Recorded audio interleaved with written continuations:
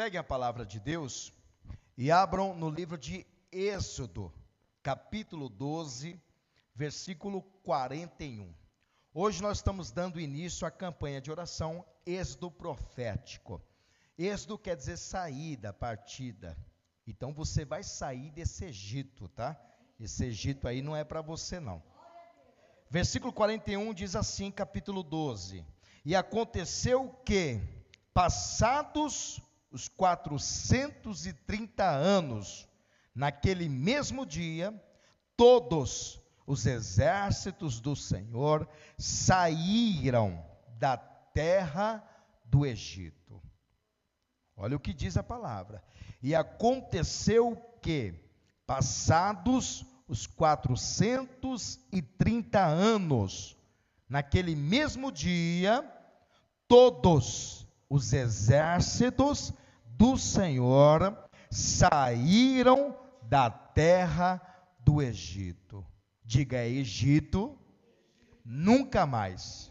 Vamos lá, Egito, nunca mais. Deus tem uma saída para mim. Quantos creem assim? Então vou reler mais uma vez o versículo 41 e eu quero que você repita comigo bem alto e bem forte. Vamos lá. E aconteceu, mais alto, e aconteceu que passados os 430 anos, naquele mesmo dia, todos os exércitos do Senhor saíram da terra do Egito. Quantos creem nessa palavra? Então desocupe as suas mãos e dê para esta palavra a mais sincera, a mais poderosa, a mais verdadeira salva de palmas. E enquanto você aplaude, abre a sua boca, glorifica, engrandece, enaltece e bendizer o nome santo do Senhor Jesus. Enquanto você glorifica, olhe para o céu agora e diga: Egito nunca mais. Deus tem uma saída para mim. Diga isso para Ele, aplaude mais forte o nome santo do Senhor Jesus. Senhor meu Deus e meu Pai, a sua igreja te glorifica, a sua igreja te aplaude. Abre os céus para receberem esses aplausos, e a cada pessoa que te glorifica nesta noite, derrama a sua glória, o seu poder, o seu Espírito Santo, e venha com Paráclitos, e tome a boca do mensageiro, tome os lábios do pregador, e envie, Senhor, a sua palavra, com poder e autoridade, com poder e revelação, e que a sua palavra vá, e percorra toda a terra, e produza o resultado para o qual está sendo mandada, em nome de Jesus, amém, e graças a Deus. Diga: Egito, nunca mais. Tome o seu assento. Egito nunca mais. Por quê, pastor? Porque Deus tem uma saída para você. Você pode até se encontrar em um labirinto, procurando a saída, e não encontra, mas Deus tem uma saída para você.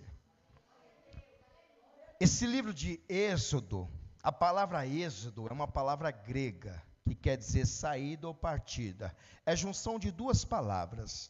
A palavra êxodo é composta por né, que significa fora, e odos, que é o plural mesmo, odos, êxodos, no grego, significa caminho ou estrada.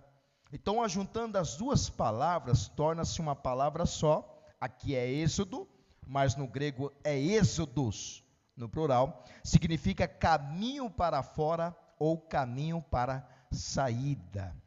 E este livro de Êxodo, que é o segundo livro da Bíblia, ele é repartido em 4 partes, e cada parte fala de uma cena, de um episódio que aconteceu com o povo de Deus. Por exemplo, na primeira parte que esse livro traz a libertação do povo de Deus do Egito.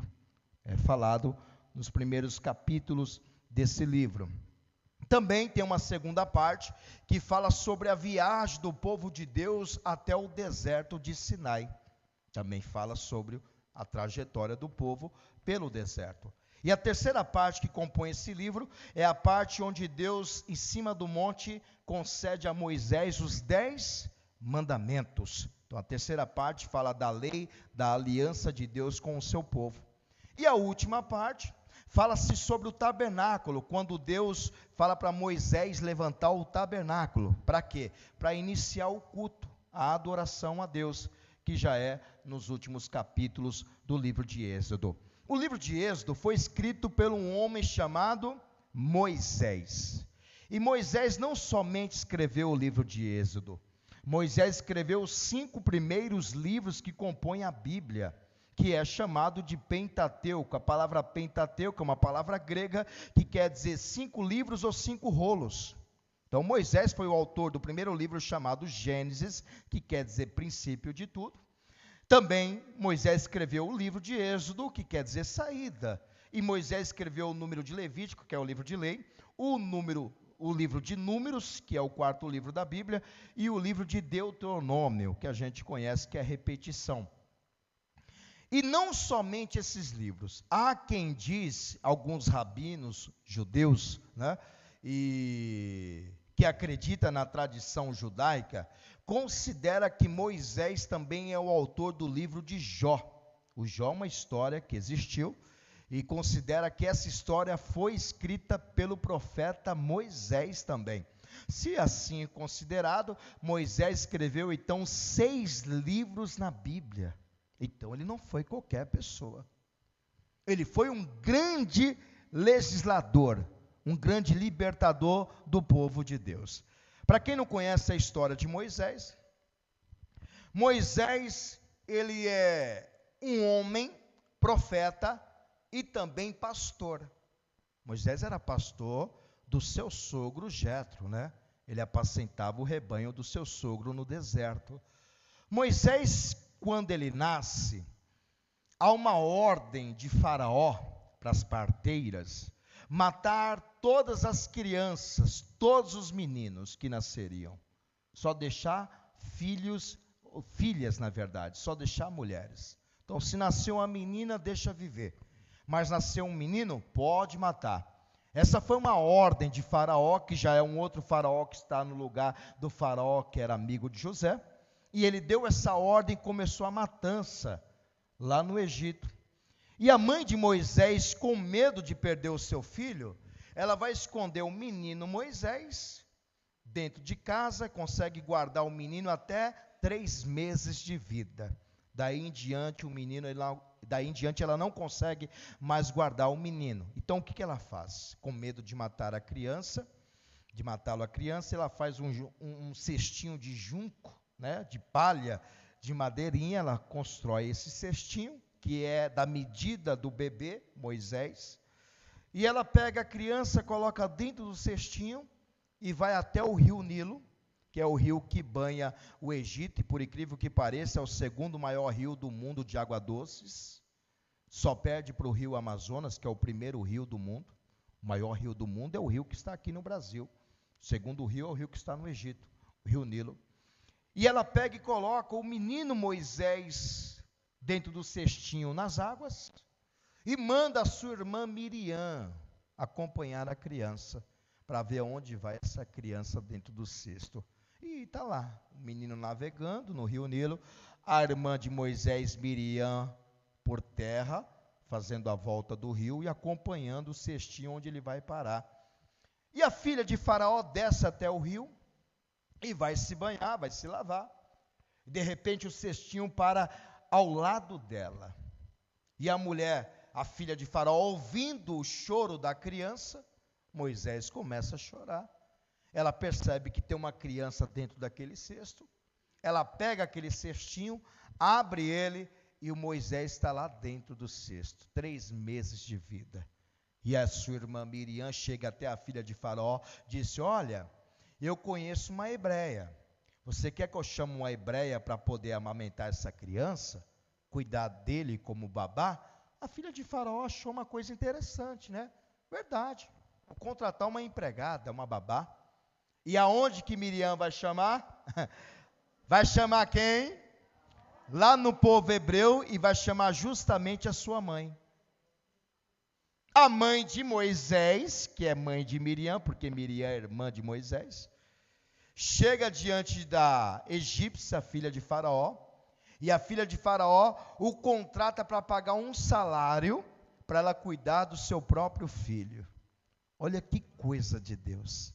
Então ela é cuidadora, babá, do próprio filho dentro do palácio de Faraó, e ainda é paga para cuidar da sua criança, sem a filha de Faraó saber que aquela mulher é a própria mãe de Moisés. Aí o menino cresce, né? O menino cresce, o menino se torna um jovem, com toda a sabedoria do Egito. O Faraó, que é praticamente o pai desse menino Moisés, e a filha de Faraó o coloca o nome de Moisés, justamente porque diz que Moisés foi tirado das águas. O nome Moisés quer dizer tirado das águas. Coloca o nome dele, e Faraó vai ensinando Moisés, vai cuidando de Moisés no palácio como se fosse filho. E Moisés, ele é ensinado em todas as ciências do Egito, ensinado em línguas do Egito, ensinado com a sabedoria do Egito, ensinado com a ciência do Egito. Moisés cresce aprendendo tudo o que tem no palácio, e ele cresce com as roupas que Faraó o dava, né? Roupa, linhagem de rei. Moisés está sendo ensinado para ser o futuro sucessor de Faraó. Quem sabe Moisés até sentar no trono de rei, mesmo não sendo o filho legítimo de Faraó, mas sendo um filho adotivo, mas que está sendo ensinado como filho, e que tem toda a liberdade e autoridade do rei Faraó. Moisés tem toda a autoridade. Só que Moisés, quando ele chega aos 40 anos de idade, Moisés percebe, e ele vê que toda aquela regalia que tinha no palácio, tudo aquilo que Faraó dava para ele percebe que ele estava no palácio de Faraó, mas o sangue dele não era egípcio, o sangue dele era hebreu. Ele sabe que aquele povo que está sendo maltratado, escravizado já por 400 anos, ele sabe que aquele povo é o seu povo, e que aquele povo que está no palácio não é o seu povo. E Moisés percebe que no Egito há uma grande idolatria. Para você ter uma ideia, o Egito tem cerca de 2.000 deuses, deuses demais. E um dos deuses mais conhecidos, né? São vários, mas eu trouxe aqui um deus famoso, que é o deus Ra, que é o deus do sol. Esse é o deus mais famoso do Egito. Mas também tem uma deusa chamada Ísis, que quer dizer deusa da magia. Inclusive tem mulheres que chamam Ísis. Você tem que tomar cuidado com os nomes que colocam sobre os filhos. O nome tem origem. Tem tantos nomes bonitos, aparentemente, mas que são nomes de deuses, nomes idólatras. E a pessoa, por não saber a origem do nome, coloca no filho, e ao invés de achar que é bênção, é maldição. Não se coloca nomes sem origem. Por que Moisés se chamou Moisés? Porque foi tirado das águas. Então os nomes judeus têm simbologia, têm um significado, têm uma origem. Eu, por exemplo, coloquei os nomes dos meus filhos, são gêmeos, Samuel Messias, porque tem uma origem, tem um significado. Samuel quer dizer Deus ouve, e Messias quer dizer ungido. Mas por quê, pastor? Porque eu falei que quando meu filho orar, Deus vai ouvir. Deus ouve o ungido. Esse é o nome do meu primeiro filho, o primogênito Samuel. Deus ouve o ungido. E eu coloquei o nome do segundo, Elias Gabriel. Mas por quê? Junção também de dois nomes. A palavra Elias quer dizer Senhor Deus, ou Deus é meu Senhor. E Gabriel já diz tudo, mensageiro. Gabriel é o anjo mensageiro. E aí eu uni as duas palavras, Elias, Gabriel, que significa mensageiros do Senhor Deus. Mensageiro do Senhor Deus. Então os nomes dos meus filhos têm origem. E eu não dei nome por dar nome, eu procurei a origem e Deus me mostrou esses nomes. Os nomes são muito importantes porque marcam o futuro dos seus filhos. Marcam o que eles serão lá na frente. Nós vemos aqui, mas Deus vê lá na frente. Então esses deuses que há no Egito, Deus como Ra, Ísis, também tem um Deus chamado Osírios, que quer dizer Deus da morte, da ressurreição, e o Deus Horus, que quer dizer o Deus do céu. E Moisés, ele sabe que o Egito é um berço politeísta. Politeísta quer dizer de vários deuses, de muitos deuses. E ele reconhece que aquele povo que está sendo escravizado, maltratado, é o povo de Deus. É o seu povo. E ele não quer, ele rejeita todas as regalias do palácio de Faraó, do seu futuro, o seu pai adotivo e o futuro trono dele. Ele rejeita todas aquelas liberdades. E certo dia ele vê um egípcio brigando com um hebreu. E esse egípcio, briga, o castiga esse hebreu. O Moisés toma as dores daquele hebreu que é do seu sangue e acaba matando esse egípcio para que não mate esse hebreu e enterra debaixo da areia. E aí uns dos egípcios veem aquilo e percebe e chega até o conhecimento de Faraó de que Moisés havia matado um egípcio. Faraó julga querendo matar Moisés, e Moisés com 40 anos de idade, ele corre para onde? Para o deserto, lá no Monte Sinai. Ele vai para o deserto e ele se esconde. E lá no deserto, Moisés com 40 anos, ele vê uma sarça ardente, uma planta pegando fogo e não consumir essa planta. Algo inexplicável, um fenômeno sobrenatural. Como é que o fogo consome a planta e a planta não se destrói? E ele vê aquela imagem, aquela visão, é uma visão admiradora, assustadora, até maravilhosa, e de dentro daquela planta, o que ele ouve? A voz de Deus. Moisés, Moisés, tire as sandálias dos teus pés, porque o lugar em que tu estás é terra santa. Por que Deus manda Moisés tirar a sandália dos teus pés? Porque quando Moisés foge do Egito, ele foge com a roupa, a linhagem egípcia. E na linhagem egípcia havia muita idolatria.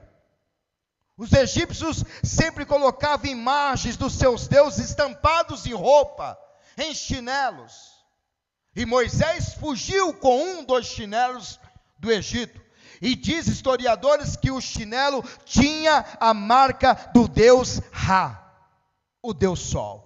É como se Deus dissesse: Moisés, Moisés, a partir de hoje eu sou o teu Deus. Ele mesmo diz: eu sou o Deus de Abraão, o Deus de Isaac, o Deus de Jacó, e eu te enviarei. Deus quer ser o seu Deus. Quando Moisés ouve aquilo, ele vira o rosto com medo. E Deus fala que vai enviar ele lá no Egito de novo. E Deus vai preparando Moisés para isto. Moisés pergunta: Senhor, mas eu vou lá no Egito e vou falar que o Deus dos meus pais, o Deus de Abraão, de Isaac, o Deus de Jacó me enviou a vós. E o que o povo vai dizer? Mas quem é esse Deus? O que eu vou falar? Qual é o nome dele? E Deus disse: Moisés, você vai dizer: eu sou o que sou, enviou a vós. Sabe o que Deus está dizendo? Eu sou o pão da vida, eu sou o Messias, eu sou a ressurreição e a vida, eu sou antes de Abraão, eu sou a luz do mundo, eu sou a porta da salvação, eu sou a rosa de Saron, o lírio dos vales, eu sou a videira verdadeira, eu sou o Senhor teu Deus, eu sou o Alfa, eu sou o Ômega, eu sou o princípio e eu sou o fim, eu sou o que é, o que era, o que há de vir, o Todo-Poderoso, eu sou o caminho, a verdade e a vida. Diga isso, Moisés, que eu sou, enviou a voz. Deus é. Já diz tudo, né? Precisa dizer quem Ele é? Já diz tudo quem eu sou. Quando Deus fala eu sou, quer dizer, eu sou a origem de tudo que existe. Só falar isso. Ah, Senhor, mas como que eu vou provar isso? Ah, é? O que tem na sua mão? O que tem na mão de Moisés? Diga vara. Por que vara? Moisés era pastor. Ele carregava a vara.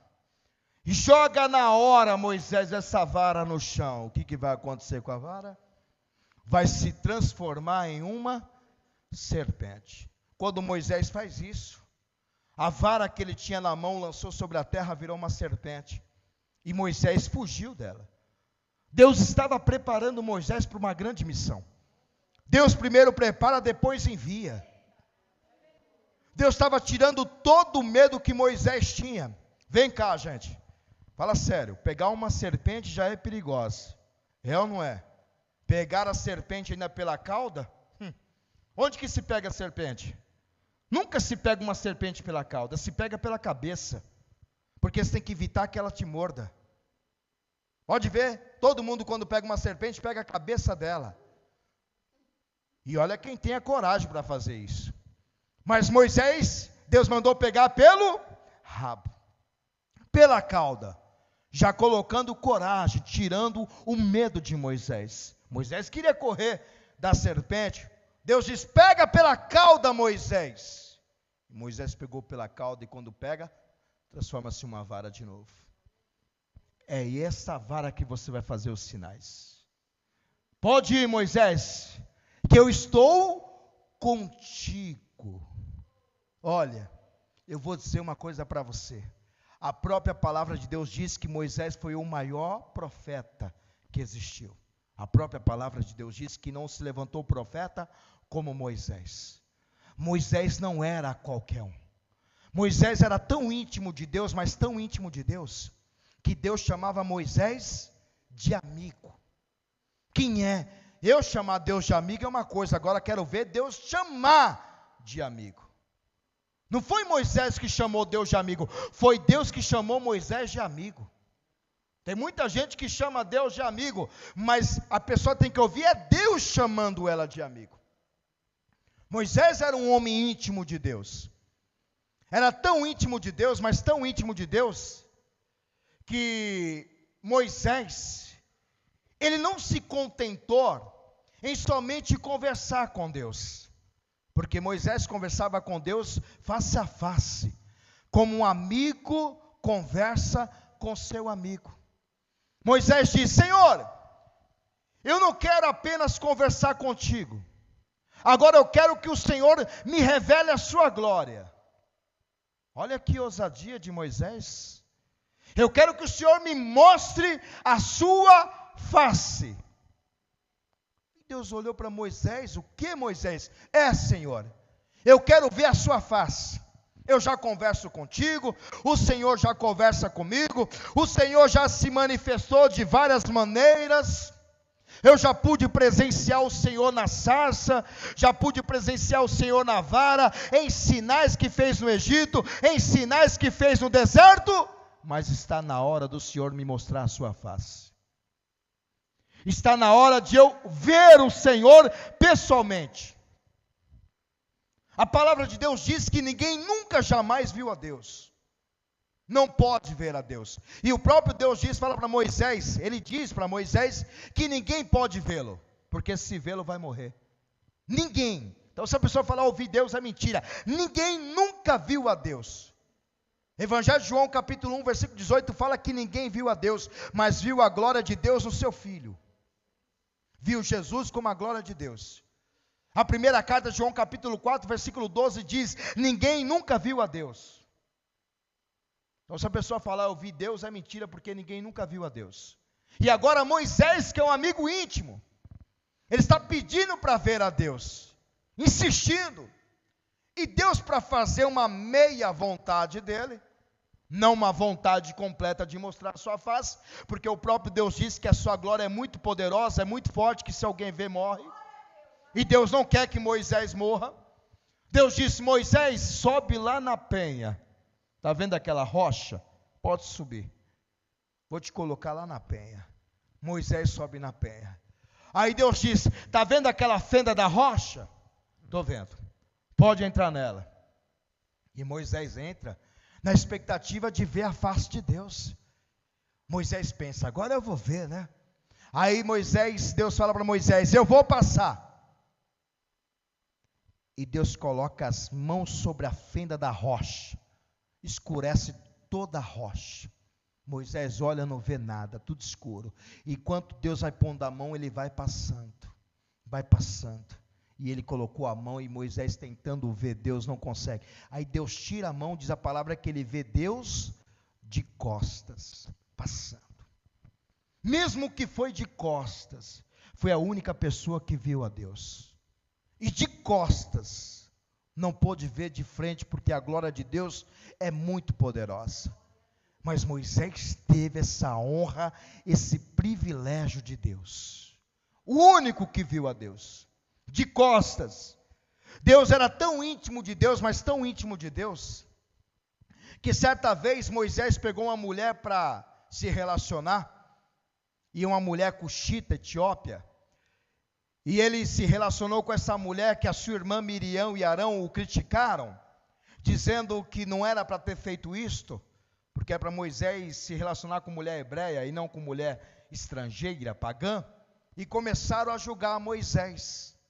E a Miriam e Arão, que são irmãos de Moisés, sacerdotes da tribo de Levi, e que se achavam profetas também, começaram a se questionar, dizendo que só com Moisés que Deus fala, Deus não fala conosco também, que somos profetas?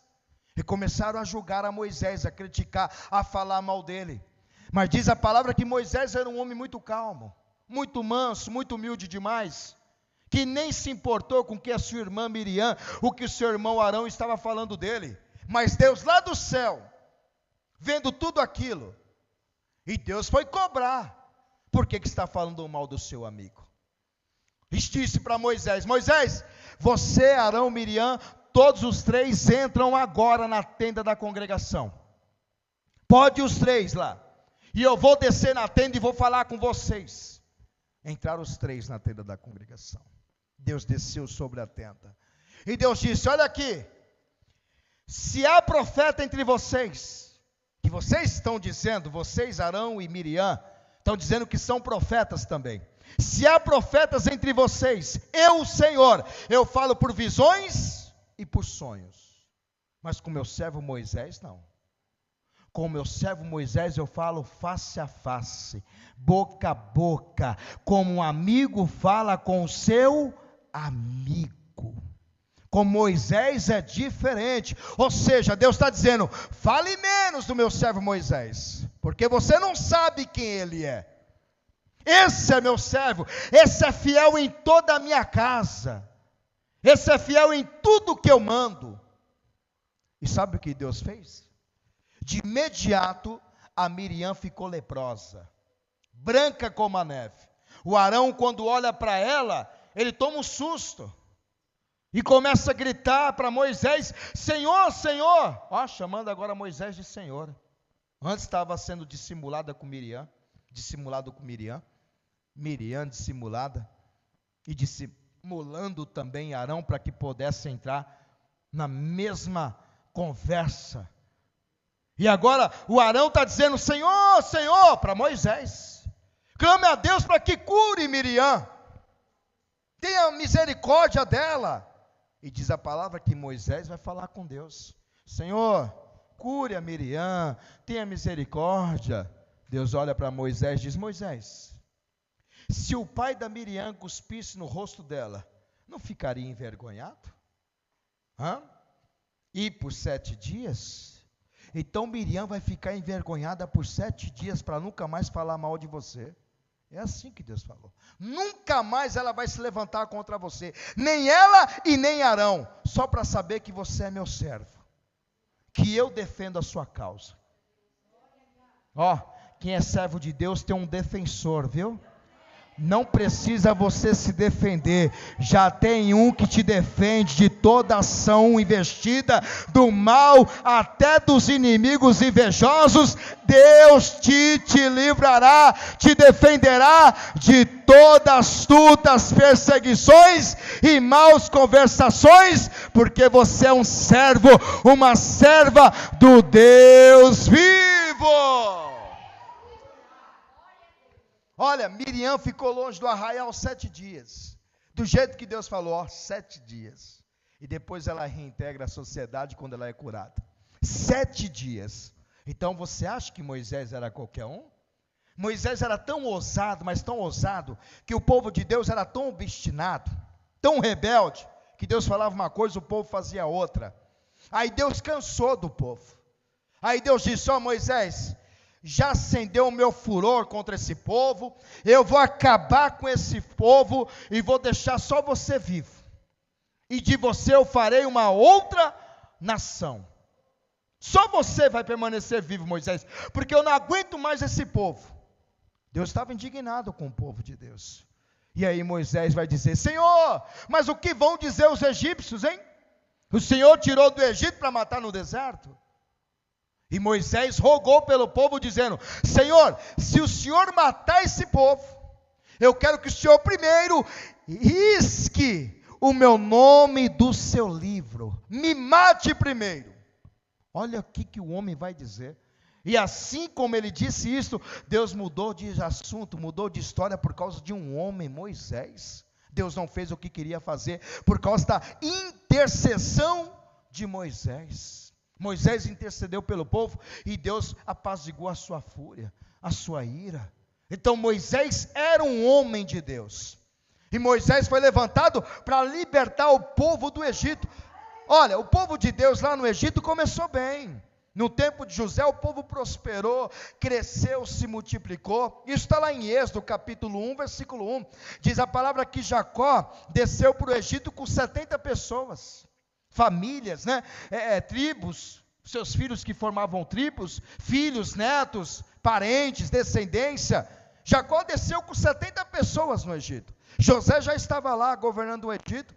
Aí José, ele vai agregar os seus irmãos, vai trazer todo mundo para o Egito, e o povo começa a prosperar. Em Êxodo capítulo 1, versículo 1, diz a palavra do Senhor: Estes, pois, são os nomes dos filhos de Israel, que entraram no Egito com Jacó, cada um entrou com a sua casa: Rúben, Simeão, Levi, Judá, Issacar, Zebulo, Benjamim, Dan, Naphtali, Gade, Azer.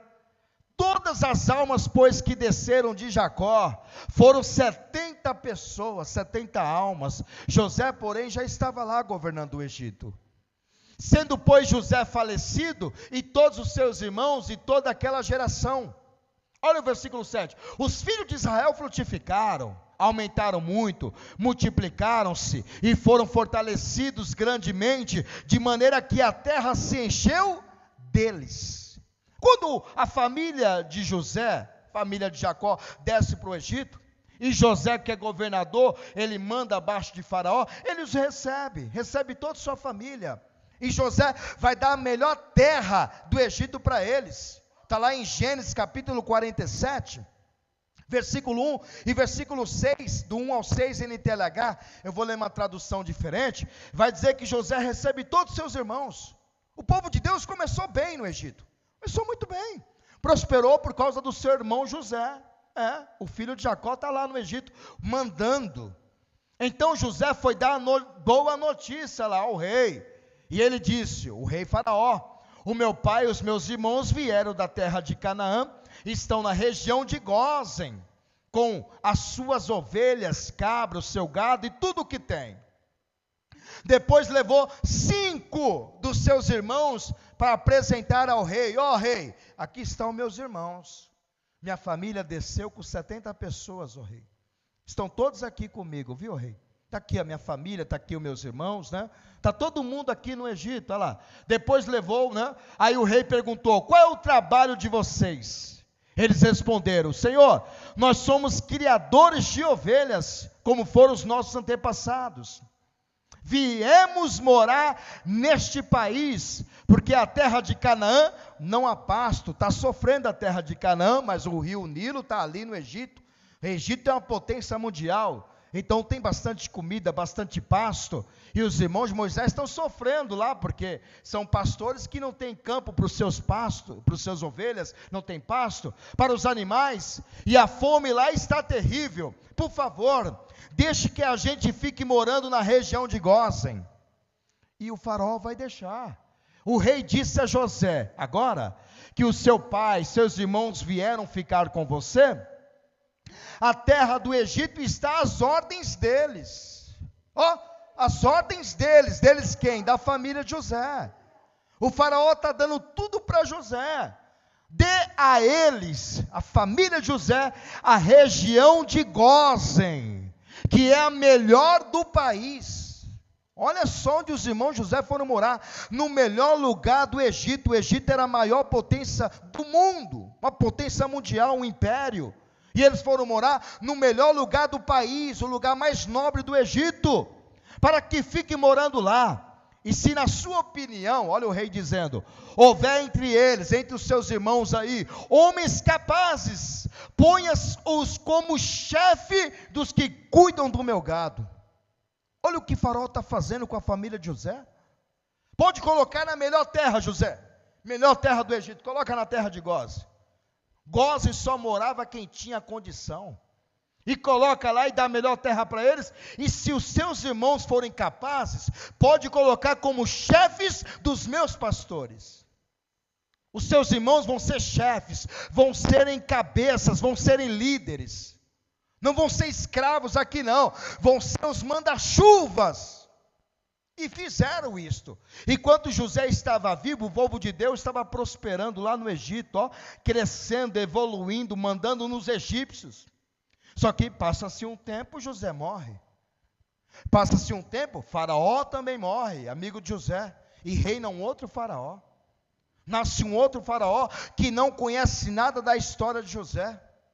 E esse Faraó que reina, ele olha para a terra do Egito, ele não vê egípcios, ele só vê hebreus. Só vê povo de Deus dentro da sua terra. E ele olha e pensa, espera aí, cadê o meu povo?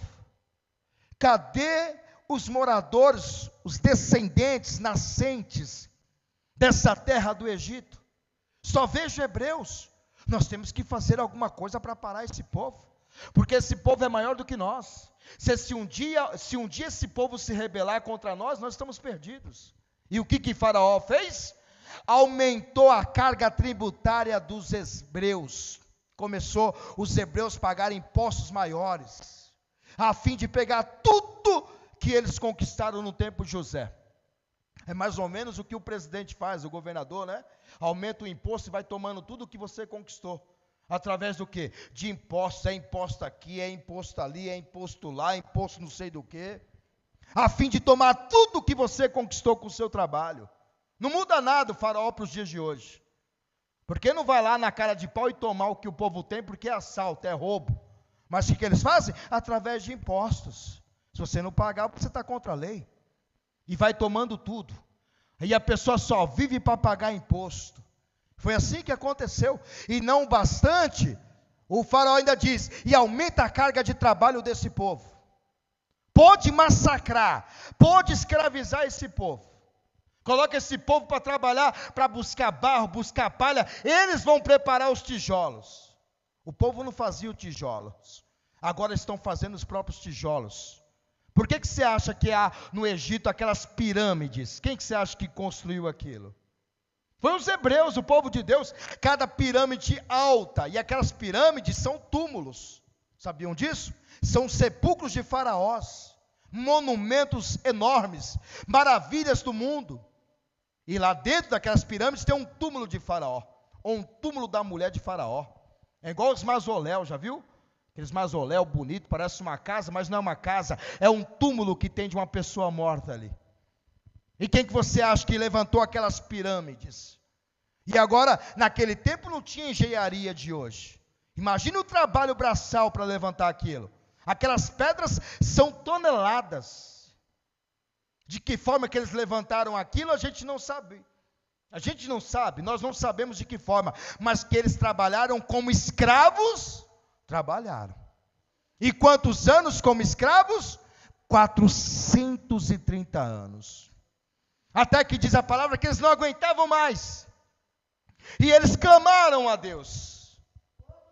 Clamaram ao Senhor porque não aguentou mais aquela situação. E enquanto isso, Deus levanta quem? Deus levanta Moisés como libertador, como líder, como resgatador para tirar o povo da escravidão. Você sabia que Moisés é um arquétipo, ou seja, um protótipo de Jesus? Você sabia disso? Que na linhagem teológica Moisés é uma semelhança de Jesus? É uma tipologia de Cristo? Mas por quê, pastor? Porque Moisés foi usado por Deus para tirar os israelitas, o seu povo, o povo de Deus, da escravidão do Egito e levá-los à terra prometida. A terra que emana leite e mana mel, a terra da promessa de Deus. E Jesus veio ao mundo para libertar o mundo da escravidão do pecado e para levar os salvos com ele para a glória. Enquanto Moisés liberta de um país, Jesus liberta o mundo do pecado. Enquanto Moisés leva o povo de Deus para a terra prometida, Jesus promete levar para a glória, para o céu. Jesus disse isso em João capítulo 14, versículo 1, do 1 ao 3, vou ler na tradução RC, olha o que diz a palavra. João 14, versículo 1. Qual que é a promessa de Jesus? Não se turbe o vosso coração. Credes em Deus, crede também em mim. Na casa de meu pai há muitas moradas. Se não fosse assim, eu vou-lhe teria dito, pois vou preparar-vos lugar. Onde que Jesus está? E se eu for e vos preparar lugar, virei outra vez e vos levarei para mim mesmo, para que onde eu estiver, estejais vós também. Oh glória! Onde Jesus está? Na glória. E ele diz que vai voltar para te levar para lá. Ele já foi preparar o seu lugar. Quando estiver preparado, ele vai vir aqui embaixo para te buscar e levar com ele. Esse é o nosso maior líder, o maior legislador que existiu, maior do que o próprio Moisés, é Jesus. E João disse que esta é a promessa que Jesus nos fez, a vida eterna. A vida eterna. Então, Moisés é uma tipologia de Cristo. Jesus, ele veio ao mundo, libertou o mundo do seu pecado e vai levar o salvo para a glória. E aonde que Jesus libertou? Do Egito. E o que o Egito representa para nós? O mundo. O Egito é o mundo. É o mundo lá fora. Foi de lá que Jesus te libertou. Foi de lá que Jesus te livrou. Então você não pode voltar mais para o Egito. Diga, Egito, nunca mais. O Egito não tem nada de Deus. Viu? Egito não tem nada de Deus. A palavra Egito, no grego significa Agiptos, ou Agiptos, que quer dizer, que tem origem no mundo antigo, Quanratipitá, que isso quer dizer, mansão da alma Pitá. Esse é o nome Egito, Mansão da alma, Ptah. E quem foi Ptah? Ptah foi um deus egípcio, que considerado para os egípcios o arquiteto do mundo, o criador do mundo. Os egípcios não têm Deus como criador, tem como Ptah. E a palavra Egito é uma palavra também, quer dizer mansão das almas, mansão das almas, onde repousam as almas. Então, para você ver que o Egito não tem nada de Deus. O Egito significa aquele ambiente hostil. Sabe aquele ambiente desagradável? Aquele ambiente que nem mesmo Moisés quis ficar. O Egito é tão hostil, tão pecaminoso, tão desagradável que nem Moisés quis ficar ali. Hebreus capítulo 11, versículo 24 e 26, eu vou ler na tradução NTLH. O Egito é um lugar que não glorifica a Deus. O mundo glorifica a Deus? Não. O mundo não glorifica a Deus. O Egito você nunca pode voltar para lá, porque Jesus já te libertou de lá. Nem Moisés quis ficar no Egito, olha lá. Foi pela fé que Moisés, quando já era adulto, quantos anos Moisés tinha? 40. Quando já era adulto, 40 anos, não quis ser chamado de filho da filha de Faraó. Vem cá, filhinho. Não, Moisés não quis esse título. Não, por quê, pastor? Porque ele preferiu outra coisa. Olha, versículo 25. Ele preferiu sofrer com o povo de Deus, que é o seu povo. Com o povo de Deus, em vez de gozar, o que é gozar? Se alegrar por pouco tempo dos prazeres do pecado que tinha no palácio de Faraó. Ele, não, isso aqui não tem nada de Deus. É igual Daniel, lembra de Daniel? Daniel estava lá na Babilônia, mas Daniel não era da Babilônia. Daniel foi levado para lá. E diz a palavra que Daniel não quis se contaminar com os manjares do rei. Daniel disse, não, me traz para mim só legumes. Eu não quero nada desse manjar do rei. Nada da idolatria do rei eu quero. Daniel estava na Babilônia, mas ele nunca se contaminou. Ele nunca se desviou. Ele estava no ambiente hostil. O Moisés preferiu não ter nada de Faraó, não ter nada do palácio do rei, mas preferiu a glória de Messias, a glória de Deus. Olha o versículo 26. Por que ele rejeitou? Porque ele já estava vendo o futuro. Viu? Muitas pessoas estão no Egito porque não vê o seu futuro. Agora, quem vê o futuro na glória de Deus rejeita os prazeres do Egito. E ele achou que era muito melhor, ele, Moisés, muito melhor, sofreu desprezo por causa de quem? Do Messias. Quem é o Messias? Jesus. A palavra Messias é uma palavra de português, uma palavra de origem português. Mas a palavra no grego Messias é Cristo. Quem é o Cristo? Filho de Deus. E a palavra no hebraico quer dizer Machia. E a palavra traduzida quer dizer o ungido. Então, o ungido aqui é Jesus. Moisés preferiu sofrer o desprezo que Jesus sofreu, do que possuir todos os tesouros da onde? Do Egito. O diabo faz isso, né? Ele joga dinheiro, ele joga drogas, ele joga bebida, ele joga prostituição, ele joga todos os prazeres desse mundo só para prender a pessoa no Egito. Não foi assim que ele tentou fazer com Jesus? Ele disse, Jesus, sobe no monte. Jesus subiu, olha toda essa riqueza. Estou vendo.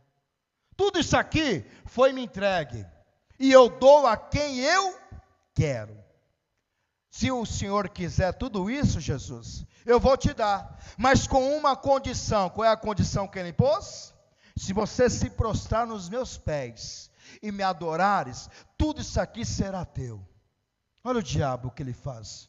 Por isso você vê pessoas ricas, milionárias, pessoas que já venderam a sua alma para o diabo, para Satanás há muito tempo, que preferiu as riquezas desse mundo, mas desprezou a riqueza celestial.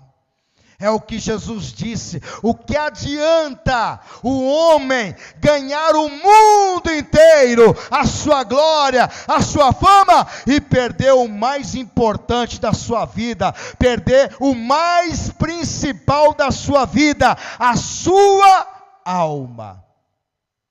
Porque não há preço que dê pelo resgate de uma alma. Então Moisés rejeitou todos os tesouros do mundo. Por quê? Porque ele tinha em vista, o que ele tinha em vista? A recompensa futura. Qual é a recompensa futura? A eternidade. Moisés pensou: se eu pegar tudo que tem nesse palácio, eu vou morrer e aqui eu vou ficar. Mas se eu rejeitar todas essas riquezas do Egito, eu vou para a glória de Deus. Não deixe Satanás tomar o seu coração. Deus não está no Egito, nem Moisés quis ficar no Egito. Há um dito popular que diz que Deus está em todos lugares. Não há um dito popular que diz isto? Deus está em todos os lugares. Tem até religião que prega isso. Deus está em todos os lugares? Não. Não. Deus pode passar por toda essa terra e Ele pode ver tudo. Como diz a sua palavra para Jeremias: Jeremias, pode a pessoa se esconder no mais profundo dessa terra, até lá eu estou. Como diz o salmista Davi no Salmo 139, ainda que eu tome umas asas de uma alva e corra para o escuro, para o Sheol, Deus também está lá. Ainda que eu faça a minha cama lá no Sheol, lá no inferno, e vou para lá, Deus está lá. Ou seja, os olhos de Deus estão sobre todas as terras, sobre todas as nações, sobre todos os continentes, mas Deus não está em todos os lugares. Deus não está numa casa de prostíbulo, Deus não está num boteco, Deus não está no bar, Deus não está numa boca de fumo, Deus não está nas drogas, Deus não está na bebida, Deus não está na prostituição, Deus não está nos jogos. Esses lugares não têm Deus. Deus está no coração quebrantado, humilde, pecador, que reconhece as suas limitações. Deus está em você. Deus está em você. Ou seja, Deus está em você. E nem todos os caminhos levam a Deus. Outra mentira de Satanás. Só existe um caminho que levam a Deus, um caminho que leva a Deus. Os demais são tudo atalhos. Atalhos não te levam para o caminho, atalhos te desvia do caminho de Deus. O próprio Jesus disse isso em Mateus capítulo 7, versículo 13 ao 14, eu vou ler na tradução NTLH, olha o que diz a palavra do Senhor, Mateus 7, verso 13 e 14, entre pela porta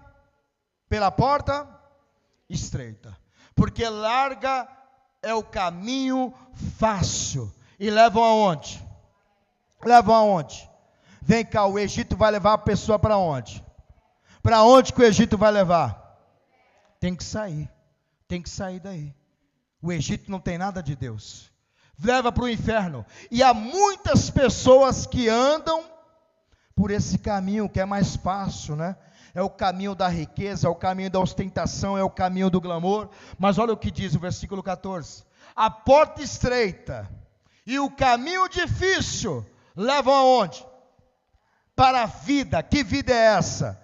Vida eterna. E poucas pessoas encontram esse caminho. E quem é o caminho? Jesus. É esse caminho que Moisés escolheu trilhar, o caminho da salvação, o caminho da verdade, o caminho da vida e o caminho da vida eterna. Jesus disse: eu sou o caminho, a verdade e a vida, ninguém vem ao Pai senão por mim. Ande por esse caminho. Olha, Deus, só uma coisa que Ele fez no Egito. Sabe o que Ele fez no Egito? Uma coisa só. Foi tirar o povo de lá. Porque o povo não pertencia ao Egito. Uma coisa que Deus fez lá no mundo foi tirar você de lá, porque você não pertence ao mundo. Jesus disse: você pode estar no mundo, mas você não é do mundo. Se o mundo te aborrece, lembrai que aborreceu primeiro a mim. Esse mundo não tem nada de Deus, viu? Esse mundo, então Deus também vai te tirar você desse Egito que está vivendo. Eu não sei qual é o Egito, pode ser as drogas, pode ser o vício, pode ser o álcool, pode ser a prostituição, pode ser a dívida, o desemprego, a doença, pode ser os negócios difíceis, os problemas na família, problemas conjugais, pode ser a maldição, a inveja, a feitiçaria. Eu não sei qual é o Egito que você está, mas eu sei que o Deus de Moisés, o Deus de Abraão, o Deus de Isaac e de Jacó, está te tirando hoje desse Egito. Saia desse Egito para uma nova vida. Egito, nunca mais. Egito, diga: show, Egito, eu já sou livre, eu já sou liberto. Oh, glória! Se coloque de pé, pode aplaudir quem é livre. Aplaude ao Senhor quem é livre do Egito, quem está livre da escravidão, do pecado.